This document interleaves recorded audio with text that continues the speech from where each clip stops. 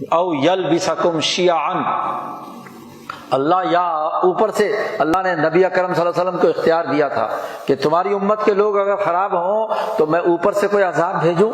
اللہ تعالیٰ قادر ہے، قل هو القادر علی ان یبعث علیکم عذابا من فوقکم، اوپر سے عذاب بھیجو، اور او من تحت ارجلکم، یا نیچے سے عذاب جیسے قوم نوح پر آیا تھا وغیرہ وغیرہ۔ تو نبی اکرم صلی اللہ علیہ وسلم نے اللہ سے کہا کہ اعوذ بک، اے اللہ میں تیری پناہ مانگتا ہوں اوپر سے عذاب سے اور نیچے سے عذاب سے۔ اللہ نے کہا پھر تیسرا آپشن کہ تمہاری لوگوں کی عقل ماری جائے، تمہارے لوگ گمراہ ہو جائیں تو پھر کیا ہو؟ سزا تو دینی ہے نا، مجرم کو سزا تو ملے گی نا۔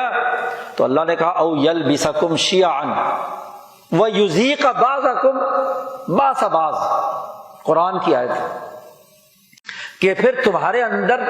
فرقے اور لڑائیاں ہو جائیں گی، اختلاف اور انتشار ہوگا، اور تم میں سے ہر آدمی دوسرے کے لیے تنگی کا باعث بنے گا۔ یذیق بعضکم باس بعض،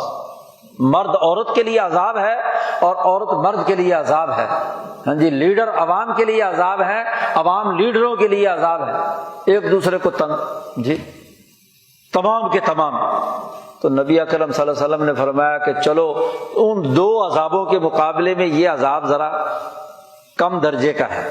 تو آج اس عذاب میں مبتلا ہے، اور حضور نے فرمایا کہ اس عذاب سے بھی بچو،